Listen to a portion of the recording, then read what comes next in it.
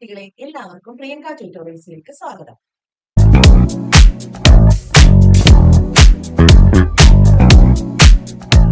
ഇന്ന് നമ്മൾ മലയാളത്തിലെ പ്രിയപ്പെട്ട എഴുത്തുകാരൻ വൈക്കം മുഹമ്മദ് ബഷീറിന്റെ എന്റെ ഉപ്പാപ്പയ്ക്ക് ഒരു ആനയുണ്ടായിരുന്നു എന്ന നോവലിലെ ഒരു കുരുവിയുടെ കരച്ചിൽ എന്ന ഭാഗമാണ് ചർച്ച ചെയ്യുന്നത്. ചിലപ്പോൾ ചെറിയ കാര്യങ്ങളായിരിക്കും വലിയ വലിയ സത്യങ്ങളിലേക്ക് നമ്മളെ നയിക്കുന്നത്, അല്ലേ? അത്തരത്തിൽ നിസ്സാരമെന്ന് തോന്നാവുന്ന ഒരു സംഭവമാണ് ഈ കഥയുടെ തുടക്കം. ഒരു കുരുവിയുടെ കരച്ചിൽ ഈ കഥയെ കേന്ദ്ര കഥാപാത്രമാക്കിയ കുഞ്ഞു പാത്തുമ്മ പ്രകൃതിയോടും ജീവജാലങ്ങളോടും അതിയായ സ്നേഹം പുലർത്തുന്ന ഒരു നാടൻ പെൺകുട്ടിയാണ്.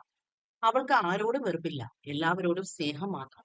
ഒരു കുരുവി അപകടത്തിൽപ്പെട്ടപ്പോൾ അതിനെ രക്ഷിക്കാനുള്ള അവളുടെ ശ്രമവും തുടർന്നുണ്ടാകുന്ന അവളുടെ വേദനയും ആ സന്ദർഭത്തിൽ നിസാർ അഹമ്മദ് എന്ന കഥാപാത്രം അവളിലേക്ക് കടന്നു വരുന്ന രീതിയും വളരെ മനോഹരമായി ബഷീർ ചിത്രീകരിച്ചിരിക്കുന്നു. പഴയ ലോകത്ത് ജീവിക്കുന്ന കുഞ്ഞു പാത്തുമ്മയെ പുതിയ ചിന്താഗതികളുള്ള നിസാർ അഹമ്മദ് എങ്ങനെയാണ് സ്വാധീനിക്കുന്നതെന്ന് നമുക്ക് ഈ പാഠഭാഗത്തിലൂടെ നോക്കാം. ഈ പാഠഭാഗം തുടങ്ങുന്നതിന് മുമ്പ് ഇതിന്റെ രചയിതാവായ വൈക്കം മുഹമ്മദ് ബഷീറിനെ കുറിച്ച് ചുരുക്കത്തിൽ ഒന്ന് പരിചയപ്പെടാം. വൈക്കം മുഹമ്മദ് ബഷീർ എക്കാലത്തും മലയാളികൾ ഏറ്റവും അധികം വായിച്ചത് ബഷീറിന്റെ കൃതികളാവാം. കോട്ടയം ജില്ലയിലെ വൈക്കം തലയോല പറമ്പിൽ ജനനം. കോഴിക്കോട് ജില്ലയിലെ ബേപ്പൂരിലായിരുന്നു സ്ഥിരതാമസം. ബേപ്പൂർ സുൽത്താൻ എന്നറിയപ്പെട്ടു. 10ലേറെ വർഷങ്ങൾ വിവിധ വേഷങ്ങളിൽ വിവിധ ജോലികൾ ചെയ്ത് ഇന്ത്യയിലും വിദേശത്തും അലഞ്ഞു നടന്ന അനുഭവ സമ്പത്തുമായാണ് എഴുത്തിന്റെ മേഖലയിലേക്ക് കടന്നു വന്നത്. സ്വാതന്ത്ര്യ സമര സേനാനിയായിരുന്നു. സവിശേഷമായ ഭാഷാ ശൈലിയും പ്രയോഗ സവിശേഷതകളും കൊണ്ട് മറ്റെല്ലാ എഴുത്തുകാരിൽ നിന്നും വേറിട്ട് തലയെടുപ്പോടെ നിന്ന ഒറ്റാളായിരുന്നു അദ്ദേഹം. ബാല്യകാല സഖി, പ്രേമലേഖനം, പാത്തുമ്മയുടെ ആട്, എന്റെ ഉപ്പാപ്പയ്ക്ക് ഒരു ആനയുണ്ടായിരുന്നു, ഭൂമിയുടെ അവകാശികൾ, മതിലുകൾ, ആനവാരിയും പൊൻകുരിശും, അനുരാഗത്തിന്റെ ദിനങ്ങൾ, ശബ്ദങ്ങൾ, സ്ഥലത്തെ പ്രധാന ദിവ്യൻ, നീലവെളിച്ചം, അനർഘ നിമിഷം, മുച്ചീട്ടു കളിക്കാരന്റെ മകൾ, ആനപ്പുട മുതലായവ പ്രധാന കൃതികൾ. പത്മശ്രീ പുരസ്കാരം, കേന്ദ്ര സാഹിത്യ അക്കാദമി ഫെലോഷിപ്പുകൾ, കേരളത്തിലും രാഷ്ട്രീയത്തിനുമായി തുടങ്ങി നിരവധി പുരസ്കാരങ്ങൾ അദ്ദേഹത്തിന് ലഭിച്ചിട്ടുണ്ട്. ഇനി നമുക്ക് പാഠഭാഗത്തിലേക്ക് കടക്കാം. എന്റെ ഉപ്പൂപ്പാക്ക് ഒരു ആനയുണ്ടായിരുന്നു. വൈക്കം മുഹമ്മദ് ബഷീർ. കുഞ്ഞിപ്പാത്തുമ്മ മുറ്റത്ത് വെച്ച് തന്നെ ഒരു കുരുവിയുടെ കരച്ചിൽ കേട്ടു. കുറെ അങ്ങ് ചെന്നപ്പോൾ അവൾ കാണുകയും ചെയ്തു. 2 കുരുവികൾ തമ്മിൽ കൊത്തുപിടിക്കുന്നു. അതിൽ ഒന്ന് വല്ലാതെ നിലവിളിക്കുകയാണ്. അവരെന്തിനാണ് വഴക്കിടുന്നത്? കുഞ്ഞു പാത്തുമ്മ ഷൂ ഹൂ ദൂ എന്നെല്ലാം ഒച്ചയുണ്ടാക്കി. അപ്പോൾ അത് രണ്ടും പറന്നു ദൂരെ പോയി. ആമ്പൽ പൊയ്കയുടെ അടുത്തുകൂടി അടുത്ത പുരയിടത്തേക്കുള്ള വലിയ തെങ്ങിൻ പാലത്തിൽ അവൾ കയറിയപ്പോൾ കുരുവികൾ രണ്ടും പുളിമരത്തിലിരുന്ന് വീണ്ടും കൊത്തുപിടിക്കുന്നത് കണ്ടു. തന്നെയുമല്ല, ഒന്ന് കരയുകയും ചെയ്യുന്നുണ്ട്. കരുത്ത് റാഞ്ചിക്കൊണ്ടു പോകുന്ന കോഴിക്കുഞ്ഞിനെ പോലെ സഹായത്തിന് അഭ്യർത്ഥിക്കുകയാണ്. അവൾക്ക് വലിയ വിഷമം തോന്നി. അവൾ പാളയും കയറും താഴേക്കിട്ടിട്ട് ഓടിച്ചെന്നു. എന്തിനാ വഴക്കിടണത്? ചുമ്മാ ഇരി എന്നവൾ വളരെ സാധ്യതയോടെ പറഞ്ഞു നോക്കി. കുരുവികൾ കൂട്ടാക്കിയില്ല. രൗദ്രതയോടെ ഒന്ന് മറ്റൊന്നിനെ കൊത്തുകയാണ്. വളരെ ചെറിയ പക്ഷികളാണെങ്കിലും എന്തൊരു വലിയ മൂച്ച്! സ്വതന്ത്രമായ പക്ഷികൾ തമ്മിൽ വഴക്കിടുന്നത് ആദ്യമായിട്ടല്ല അവൾ കാണുന്നത്. പരുന്തുകൾ, കാക്കകൾ, മൈനകൾ എന്നിവരുടെ കൊത്തുപിടിയും വഴക്കും കണ്ടിട്ടുണ്ട്. കോഴികൾ തമ്മിൽ കൊത്തുപിടിക്കുമ്പോൾ ഏതെങ്കിലും ഒന്നിനെ ആരെങ്കിലും പിടിച്ചു മാറ്റും. അങ്ങനെ ചെയ്തില്ലെങ്കിൽ കൊത്തി കൊത്തി ഒന്നിനെ കൊല്ലും. കുഞ്ഞു പാത്തുമ്മ വീണ്ടും പറഞ്ഞു. പറഞ്ഞാ കേക്കില്ലേ, ചുമ്മാ ഇരി. എന്തിനാ അതിനെ കൊത്തണത്? ആ വഴിയിൽ ഒരു അണ്ണാനും ഇടപെടുന്നുണ്ടായിരുന്നു. അതാ പുളിയുടെ തടിയിൽ പറ്റിയിരുന്ന് ദുസ് ദുസ് എന്ന് വിളിക്കുന്നുണ്ടായിരുന്നു. അണ്ണാനോട് കുഞ്ഞു പാത്തുമ്മ പറഞ്ഞു. പറഞ്ഞാ കേക്കേല. പക്ഷികളുടെ കാര്യത്തിൽ പക്ഷികളല്ലാത്തവർ ഇടപെടുന്നത് ശരിയല്ല എന്നൊരു പരുഷമായ ഉപദേശം എന്നോണം ഒരു മരം കൊത്തി ഒന്ന് ചിലച്ചു. എന്നിട്ടൊരു തെങ്ങിന്റെ പള്ളയ്ക്ക് ഒരു ചെമ്പുരുട്ടാ പോലെ ഇരുന്നു. കടുകടു എന്ന് കൊത്തി തുളച്ചു തുടങ്ങി. കുരുവികൾ പറന്ന് മറ്റൊരു വൃക്ഷത്തിലേക്ക് ഇരുന്നു. വഴക്ക് ആരംഭിച്ചു. കൊത്തുകൊണ്ടത് ദയനീയമായ നിലവിളിയോടെ വീണ്ടും പറന്ന് താഴത്ത് ഉണക്കിലകൾ നിറഞ്ഞ അഗാധമായ കാട്ടുതൊട്ടിൽ ചെന്നു വീണു. 2 കൈയും വിടർത്തി ഭൂമിയെ അവസാനമായി അവശനായി ആലിംഗനം ചെയ്യുന്ന ഒരു മനുഷ്യജീവിയെ പോലെ ആ പാവപ്പെട്ട കുരുവി അതിന്റെ 2 ചിറകുകളും വിരുത്തി കമിഴ്ന്നു കിടക്കുകയാണ്. നോയിക്ക്, കുഞ്ഞു പാത്തുമ്മ ഹൃദയം നൊന്ത് പറഞ്ഞു. എന്തൊരു കാണിക്കലാണ് ഈ കാട്ടിയെ! അവൾ തോടിന്റെ വക്കിൽ ചെന്നു. താഴേക്ക് ഇറങ്ങി ചെന്നു നോക്കാൻ ഒരു വഴിയുമില്ല. അതിന്റെ ജീവൻ പോയി കാണുമോ? അതിന്റെ വായിൽ ഒരു തുള്ളി വെള്ളം ഇറ്റിച്ചു കൊടുത്താൽ അതൊരു പക്ഷേ ജീവിക്കുമായിരിക്കും. എന്നാൽ അതിന്റെ പേരെഴുതിയ ഷജറത്തുൽ മുൻതഹായുടെ കൊച്ചി ഇല വീണു കാണുമോ? ആ വൃക്ഷം എത്ര വലുതായിരിക്കും! എന്തുമാത്രം ഇലകളായിരിക്കും അതിലുള്ളത്! എല്ലാ ഇലകളും ഒരുപോലെ ആയിരിക്കില്ലേ? എറുമ്പിന്റെ പേരെഴുതിയത് കുഞ്ഞിലെ ആയിരിക്കും. അതിനേക്കാൾ വലുതായിരിക്കും കുരുവിയുടെ പേരെഴുതിയത്. ആനയുടെ പേരെഴുതിയിട്ടുള്ളതായിരിക്കും വലിയ ഇല. കുഞ്ഞു പാത്തുമ്മ കടലും കണ്ടിട്ടില്ല. അതുകൊണ്ടാണ് ആനയേക്കാൾ വലിയ ജീവിയായ തിമിംഗലത്തിന്റെ കാര്യം ഓർക്കാഞ്ഞത്. അവളുടെ ഉപ്പുപ്പായുടെ ആനയുടെ പേരെഴുതിയ ഇല ഉണങ്ങി ഷജ്റത്തുൽ മുൻതഹായുടെ ചുവട്ടിൽ തന്നെ വീണ് കിടപ്പുണ്ടായിരിക്കണം. അതൊരു പക്ഷേ പൊടിഞ്ഞ സ്വർഗത്തിലെ മണ്ണിൽ ചേർന്ന് കാണുമോ? സ്വർഗത്തിൽ മണ്ണാണോ ഉള്ളതെന്ന് കുഞ്ഞു പാത്തുമ്മയ്ക്ക് അറിഞ്ഞുകൂടാ.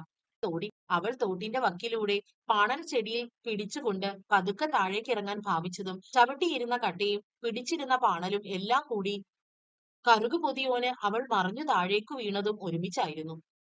എന്റെ റബ്ബേ എന്ന് പറഞ്ഞാണ് അവൾ വീണത്. എവിടെയെല്ലാമോ തട്ടുകയോ മുട്ടുകയോ ചെയ്തു. കീറിയത് ഇടത്തെ കൈയിലെ മുട്ടിനടിയിലാണ്. അവിടെ നിന്ന് നല്ലപോലെ ചോര വരുന്നുണ്ടായിരുന്നു.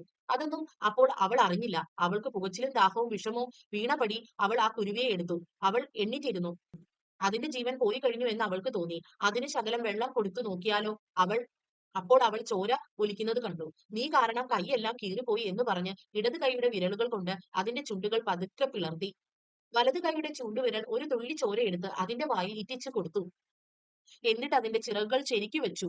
അതിനെ അതിനെ പതുക്കെ തിരിച്ച് അതിന്റെ വയർ കണ്ടപ്പോൾ റബ്ബേ, കെട്ടിയോളാണ് എന്നവൾ അന്തം വിട്ടു പറഞ്ഞുപോയി.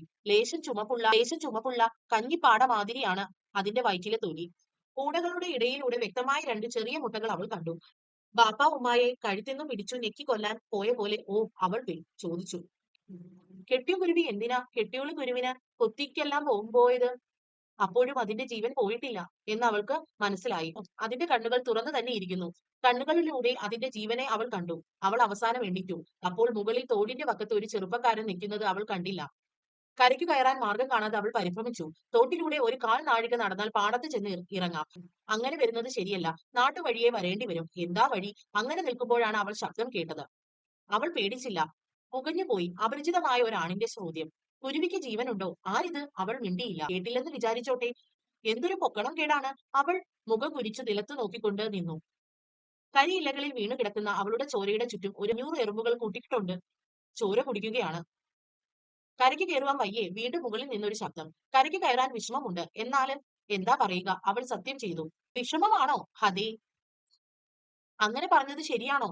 ലോകരറിഞ്ഞാൽ എന്തു പറയും? കെട്ടാൻ പ്രായം കഴിഞ്ഞിരിക്കുന്ന ഒരു മുസ്ലിം പെണ്ണ് കണ്ടിട്ടും കേട്ടിട്ടും ഇല്ലാത്ത ഒരാൺ പിറന്നവനോട് വർത്താനം പറഞ്ഞു. അതോർക്കുമ്പോൾ കുഞ്ഞി പാത്തുമ്മ ആകെ പുകഞ്ഞില്ലാതെയായി പോയി. ഇങ്ങനെ നിൽക്കുമ്പോൾ മറുവശത്ത് നിന്ന് ചില കട്ടകൾ അടഞ്ഞു വീഴുന്നത് അവൾ കണ്ടു. ഇറങ്ങി വരികയാണ് വെളുത്ത മുണ്ടും വെളുത്ത ഷർട്ടും ധരിച്ച ഒരു യുവാവ്. ഇടത്തെ കൈത്തണ്ടിൽ പൊന്നിന്റെ ഒരു വാച്ചുണ്ട്. മുടി കോപ്പും ചെയ്തിരിക്കുന്നു. അത്രേ അവൾക്ക് കാണാൻ കഴിയൂ. പാണൽ ചെടികളിൽ പിടിച്ച് പതുക്കെ ഇറങ്ങി വരികയാണ്. അവൾ വീണ മാതിരി വീഴില്ലേ റബ്ബേ, സൂക്ഷിക്കണേ. അങ്ങനെ ഉൾപ്പാത്തർച്ചയോടെ അവൾ നിന്നു. ഈ വയസ്സിനിടയ്ക്ക് നിന്നെ പോലൊരു പെണ്ണിനെ ഞാൻ കണ്ടിട്ടില്ല. അത്ഭുതകരമായ പ്രവൃത്തി. എന്താ കുരുവിയുടെ പേര്? ആ ചെറുപ്പക്കാരൻ പറഞ്ഞു. പൊടിമീശയും ചിരിക്കുന്ന കണ്ണുകളുമുള്ള ഒരാളാണ്. അവളോളം വെളുത്തതല്ല. അവളുടെ പേരാണ് ചോദിച്ചതെന്ന് ഉദ്ദേശിച്ച് അവൾ പറഞ്ഞു, കുഞ്ഞു പാത്തുമ്മ. കുഞ്ഞു പാത്തുമ്മ എന്നാണല്ലേ പേര്? അതെ. കൊള്ളാം. ആ ചെറുപ്പക്കാരൻ പറഞ്ഞു. കുഞ്ഞു പാത്തുമ്മയുടെ ചോരയാണല്ലോ ആ ഇലകളിലെല്ലാം കിടക്കുന്നത്. അതെ എന്ന് പറഞ്ഞു കഴിഞ്ഞപ്പോൾ മുട്ടിന്റെ താഴെ വിങ്ങൽ തുടങ്ങി. അവൾ കൈ തിരിച്ചു നോക്കി. എന്തോ കല്ലോ കുത്തിയോ കൊണ്ട് കീറിയതാണ്. ചോര ഒഴുകുന്നുണ്ട്. നോക്കട്ടെ, ചെറുപ്പക്കാരൻ പറഞ്ഞു. കൈ മുകളിലേക്ക് ഉയർത്തിപ്പിടിക്കൂ, ചോര പോകാതിരിക്കട്ടെ. എന്നിട്ട് ആ ചെറുപ്പക്കാരൻ ഷർട്ടിന്റെ പോക്കറ്റിൽ നിന്നും തൂവാല എടുത്ത് മൂന്നായി കീറി എല്ലാം കൂടി ഏച്ചു കെട്ടി. എന്നിട്ട് പോക്കറ്റിൽ നിന്നും ഒരു സിഗരറ്റ് പെട്ടി എടുത്ത് അതിൽ നിന്നും ഒരു സിഗരറ്റ് എടുത്ത് അതിന്റെ കടലാസ് പൊളിച്ച് പുകയില മുഴുവനും ഉള്ളം കൈയിലിട്ടു. കൈ അല്പം താഴ്ത്തൂ എന്ന് പറഞ്ഞു. അവൾ കൈ അല്പം താഴ്ത്തി. അയാൾ മുറിവിൽ പുകയില വെച്ചു പതുക്കെ അമർത്തി. അപ്പോൾ ശകലം വിഷമത്തോടെ ഒരു സംഗതി അവൾ കണ്ടു. അതിൽ അവൾക്ക് സങ്കടം തോന്നി. ആ ചെറുപ്പക്കാരന്റെ ഇടത് കൈയിൽ ചെറുവിരലില്ല. അത് മുറിച്ചു കളഞ്ഞ മാതിരി. അതെങ്ങനെ പോയി? അവൾ ചോദിച്ചില്ല.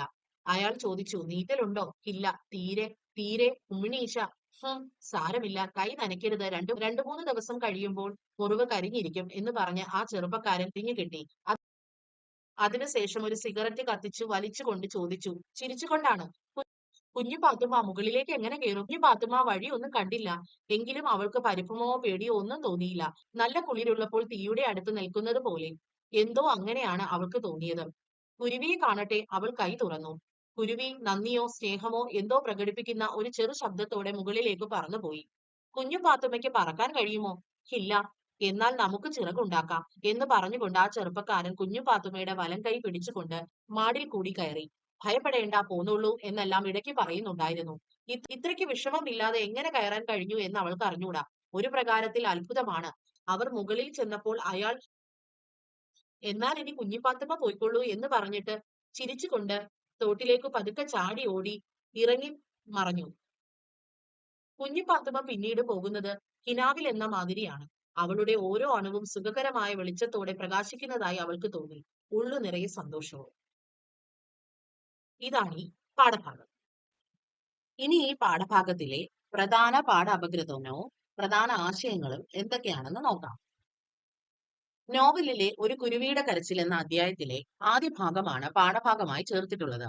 തമ്മിൽ കലഹിക്കുന്ന മാതാപിതാക്കളുടെ ഇടയിൽ ഒറ്റപ്പെട്ടു പോയവളാണ് കുഞ്ഞിപ്പാത്തുമ്മ. സാധുപ്രകൃതിയായ ഒരു നാടൻ പെൺകുട്ടിയാണ് അവൾ. മരങ്ങളെയും ചെടികളെയും ചെറുപ്രാണികളെയും അകമഴിഞ്ഞ് സ്നേഹിക്കുന്നവൾ എവിടെ നിന്നൊക്കെയോ തികച്ചും സ്നേഹ പരിഗണനകൾ ആഗ്രഹിക്കുന്നുണ്ട്. വിവാഹത്തെക്കുറിച്ചും കുടുംബജീവിതത്തെക്കുറിച്ചുമുള്ള അവ്യക്ത ചിന്തകൾ അവളുടെ മനസ്സിനെ അലട്ടാൻ തുടങ്ങിയിരിക്കുന്നു. സന്തോഷവതിയായി ഇരിക്കാൻ അവൾ പരമാവധി ആഗ്രഹിക്കുന്നുണ്ട്. കുഞ്ഞിപ്പാത്തുമ്മ മുറ്റത്ത് വെച്ച് തന്നെ ഒരു കുരുവിയുടെ കരച്ചിൽ കേട്ടു എന്ന വാക്യത്തോടെയാണ് നോവലിന്റെ 6ാം അധ്യായം ആരംഭിക്കുന്നത്. ഈ ആദ്യ വാക്യം തന്നെ എന്തോ ഒരു കാര്യം നടക്കാൻ പോകുന്നു എന്ന ഒരു തോന്നൽ വായനക്കാരിൽ സൃഷ്ടിക്കുന്നുണ്ട്. ഈ കുരുവിയുടെ കരച്ചിലിനെ പിന്തുടർന്ന് ചെല്ലുന്ന കുഞ്ഞിപ്പാത്തുമ്മ ജീവിതത്തിലെ ഒരു നിർണായക സന്ധിയിലാണ് ചെന്നെത്തുന്നത്. അതുകൊണ്ട് തന്നെ ഈ കുരുവി നോവലിലെ ഒരു പ്രധാന കഥാപാത്രമാവുന്നു. കുരുവികളുടെ വഴക്കിൽ ഇടപെടാൻ കുഞ്ഞിപ്പാത്തുമ്മ ശ്രമിച്ചു നോക്കുന്നുണ്ട്. പക്ഷേ പുളിയില മരത്തിലിരുന്ന് കൊത്തുപിടിക്കുന്ന കുരുവികളിൽ ഒന്ന് ദയനീയമായി കരയുന്നത് കേട്ടു നിൽക്കാനേ അവൾക്ക് കഴിഞ്ഞുള്ളൂ. ഒരു കുരുവി പിടഞ്ഞ് തോട്ടിൽ വീഴുന്നത് അവൾ കണ്ടു. പാണം ചെടികളിൽ പിടിച്ച് തോട്ടിലേക്ക് പിടഞ്ഞിറങ്ങുന്നതിനിടയിൽ അവൾ തോട്ടിലേക്ക് തെറിച്ചു വീണു. ഇടത് കൈയിൽ മുറിവേറ്റ് നന്നായി ചോര വന്നു. തന്റെ വേദന കാര്യമാക്കാതെ കുഞ്ഞിപ്പാത്തുമ്മ കുരുവിയെ കയ്യിലെടുത്തു. വെള്ളത്തിനു പകരമായി തന്റെ കയ്യിലെ ചോരത്തുള്ളികൾ കുരുവിയുടെ കൊറ്റിലിറ്റിച്ചു. കഞ്ഞിപ്പാട പോലെ നേരിയ അതിന്റെ വയറ്റിലെ തൊലികൾക്കിടയിലൂടെ ചെറുമുട്ടകൾ കണ്ടപ്പോൾ കുഞ്ഞിപ്പാത്തുമ്മ അന്തം വിട്ടു നിന്നുപോയി. അതൊരു കെട്ടിയോട് കുരുവിയാണെന്ന് അവൾ തിരിച്ചറിഞ്ഞു. അവളുടെ ഉള്ളിൽ കാരുണ്യം നിറഞ്ഞു. വെറും ഒരു കുരുവിയുടെ കാര്യത്തിൽ എന്തിനാണ് കുഞ്ഞിപ്പാത്തുമ്മ ഇത്രയേറെ തലപുകയ്ക്കുന്നത്? അവൾ അങ്ങനെയാണ്, അത്രമേൽ സാധു പ്രകൃതി. അവൾക്ക് ആരോടും വെറുപ്പില്ല, എല്ലാവരോടും സ്നേഹം മാത്രം. മനുഷ്യരെ മാത്രമല്ല, മരങ്ങളെയും ചെടികളെയും ചെറുജീവികളെയും അവൾക്ക് ഇഷ്ടം തന്നെ. നോവലിലെ ആദ്യ അധ്യായത്തിൽ കുഞ്ഞിപ്പാത്തുമ്മയെ കുറിച്ച് ബഷീർ പറയുന്നത് ഇങ്ങനെയാണ്: ആരെയും കുഞ്ഞിപ്പാത്തുമ്മ വേദനിപ്പിച്ചിട്ടില്ല, ഒരു എറുമ്പിനെ പോലും ദ്രോഹിച്ചിട്ടില്ലെന്ന് പറയാം. റബ്ബുൽ ആലമീനായ തമ്പുരാന്റെ സൃഷ്ടികളിൽ ഒന്നിനെയും അവൾ വെറുത്തിട്ടില്ല. ചെറുപ്പം മുതൽക്കേ എല്ലാ ജീവജാലങ്ങളോടും ഇഷ്ടമായിരുന്നു. കനിവുള്ള മനസ്സുള്ളവളായതുകൊണ്ടാണ് കുരുവിയുടെ കരച്ചിൽ അവളെ നോവിപ്പിച്ചത്. കെട്ടിയോൻ കുരുവിയും കെട്ടിയോള് കുരുവിയും തമ്മിൽ കലഹിച്ചിട്ടാണല്ലോ കെട്ടിയോള് കുരുവിക്ക് അപകടം പിണഞ്ഞത്. കുരുവികളുടെ കലഹം കുഞ്ഞിപ്പാത്തുമ്മയുടെ മനസ്സിൽ ഉപ്പയും ഉമ്മയും തമ്മിലുള്ള ലഹളയുടെ ഓർമ്മയുണർത്തുന്നുണ്ടാവും. തലേ ദിവസം ഉപ്പായുടെ മർദ്ദനമേറ്റ് ഉമ്മ അനക്കമറ്റ് കിടന്നപ്പോൾ അവൾ അന്ന് അനുഭവിച്ച വേദന കുരുവിയുടെ വീഴ്ചയിൽ അവൾ വീണ്ടും അനുഭവിക്കുകയാണ്.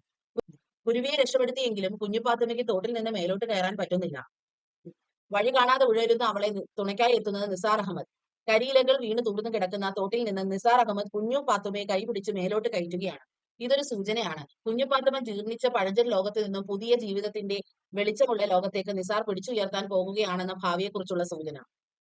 കുഞ്ഞുപാത്തുമ്മയുടെ രക്ഷകനായി എത്തുന്ന നിസാർ അഹമ്മദ് പരിഷ്കൃതാശയനാണ്. വെളുത്ത വസ്ത്രങ്ങൾ ധരിച്ച ചെറുപ്പക്കാരൻ. മുടി കോപ്പർ ചെയ്തിരിക്കുന്നുവെന്നും എടുത്തു പറഞ്ഞത് അടിമയല്ലെന്ന്, അയാൾ പഴയ സാമൂഹ്യശീലങ്ങളുടെ അടിമയല്ലെന്ന് സൂചിപ്പിക്കാനാണ്.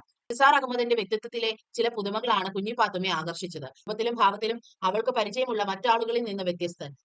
സ്നേഹവും സന്തോഷവും ആഗ്രഹിക്കുന്ന കുഞ്ഞുപാത്തുമ്മയ്ക്ക് പ്രസാദവാനും തുറന്ന മട്ടുകാരനുമായ നിസാർ അഹമ്മദിനോട് അനുരാഗം തോന്നുന്നതിൽ അത്ഭുതമില്ല. വെറും ഒരു നാട്ടിൻപുറത്തുകാരിയും പഠിപ്പില്ലാത്തവളുമായ കുഞ്ഞുപാത്തുമ്മയെ നിസാർ അഹമ്മദിന് ഇഷ്ടമായതോ അവളുടെ അകൃത്യമായ പെരുമാറ്റവും ഒരു ചെറു കുരുവികളോട് കാരുണ്യം പുലർത്തുന്ന ശുദ്ധ മനസ്സുമായിരിക്കണം കാരണം. രണ്ടുപേരും പരസ്പരം നന്മ തിരിച്ചറിഞ്ഞിരിക്കുന്നു എന്നാണ് കാര്യം.